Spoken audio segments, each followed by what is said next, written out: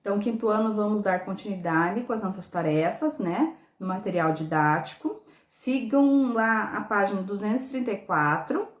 Vamos ler aquele texto lá em cima.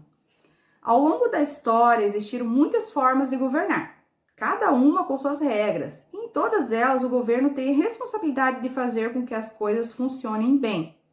O governo é importante para garantir que os cidadãos tenham seus direitos e deveres, mas grande parte do bom funcionamento e convívio depende da ação dos cidadãos. Então, assim, gente, grande parte dessa responsabilidade, o quê?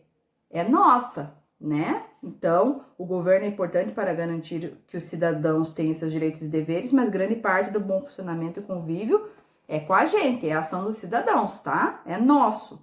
Então, as leis só farão sentido se garantirem o bem-estar da população, mas para que isso aconteça, é preciso que as pessoas sigam as leis.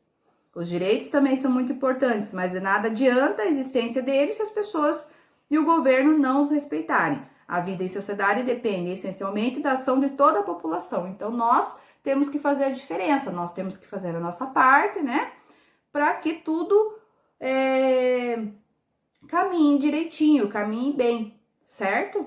Porque não adianta eu reclamar do governo, né? E fazer algo totalmente ruim, não cumprir com os meus deveres de cidadão, né?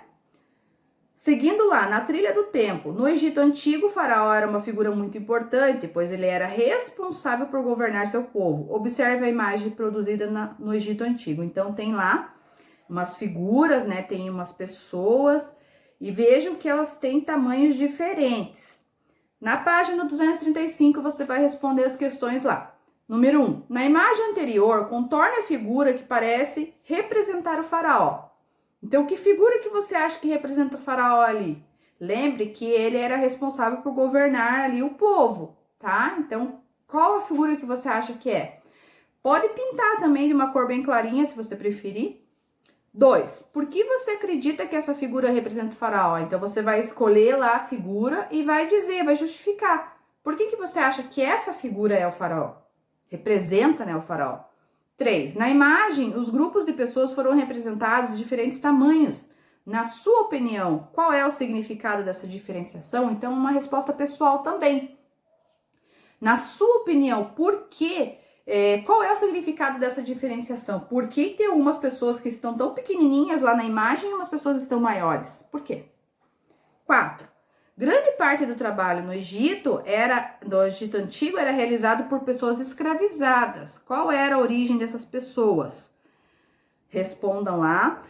Se vocês tiverem dúvida, gente, voltem os textos, né? Voltem e leiam lá que as respostas das questões estão todas no texto, tá? Seguindo lá. Número 1. Você aprendeu que os cidadãos brasileiros têm alguns direitos, como saúde, educação, moradia, entre outros. Converse com seus familiares e registre. Será que todos os brasileiros têm esses direitos garantidos? Então, essa questão aqui foi questão de prova, né? E, se não me engano, a gente já fez também no caderno. Então, essa questão aqui, gente, não precisa responder, tá? Não tem por que a gente ficar fazendo a mesma coisa.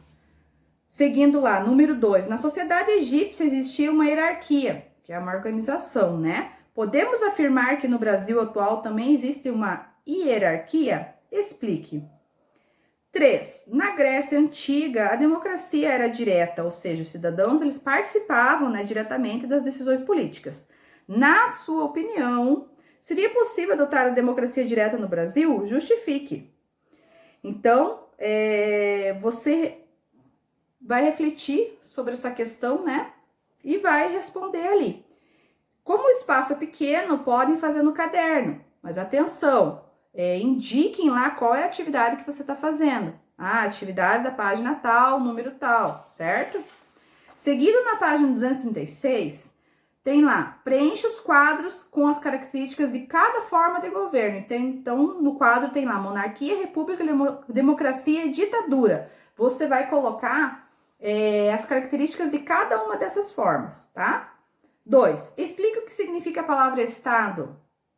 3. Numere as frases com os números 1 a 7, colocando em sequência os acontecimentos desde o surgimento do ser humano até a formação dos primeiros estados. Então, vocês vão ter que voltar lá um pouquinho, tá? 4. Explique por que é importante que exista um governo. Por que você acha que é importante existir um governo, tá? Então, as atividades seriam essas, tá? 234 a página 236, certo? Então, façam lá as atividades, que na próxima semana a gente vai fazer a correção, tá, gente? Bom estudo para vocês e até mais.